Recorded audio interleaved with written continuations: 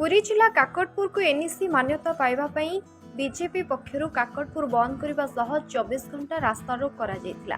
एहाकु नजर रखी माननीय मुख्यमंत्री नवीन पट्टनायक गतकाली काकटपुर को एनएसी घोषणा करिथिबा देखिबाकु मिलुछि। एहाकु नै काकटपुर अंचल रे खुशीर माहौल देखिबाकु मिलिथिबा बेले संध्यारे काकटपुर बजार रे बाण फुटाई खुशी मनाइबा सह काकटपुर बीजेडी तरफरु पुरी जिला परिषद उपाध्यक्ष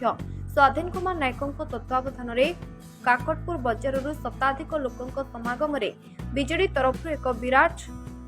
शोभायात्रा आसी आदिशक्ति मां मंगला सम्मुखें समूह दीपदान कर माननीय मुख्यमंत्री नवीन पट्टनायक को धन्यवाद अर्पण कर माननीय मुख्यमंत्री एनएसी घोषणा करते सारा काकटपुर अंचलवासी तथा काकटपुर को सामिल जो पंचायत वासी मैंने बहुत खुशी मन कर दीर्घ दिन जो आशा आकांक्षा आज माननीय मुख्यमंत्री पूर्ण कर प्रथम पर्यायर 35 द्वितीय पर्यायर 22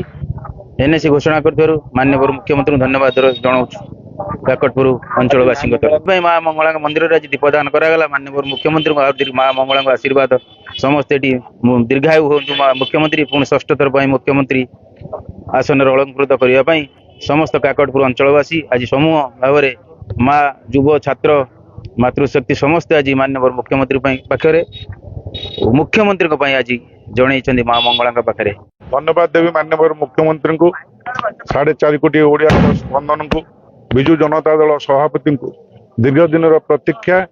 प्राय 2013 मसीह जो दाबी चली जो प्रपोजल राज्य सरकार पाखे सबमिट होता दीर्घ 11 वर्ष पर आज द्वितीय पर्यायर सारा ओडिशा रे 22 एनएसी को स्वीकृति देता बेले आज काकटपुर को एनएसी डिक्लेयर कर कृतज्ञता ज्ञापन कर धन्यवाद देउछि एवं काकटपुर माँ मंगला प्रार्थना करुच्ची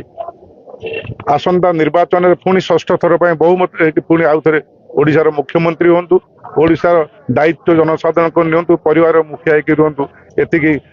अशेष माँ मंगला पाखे मागुछि। कोणार्करू प्रकाश कान्नी रिपोर्ट एचआर टीवी।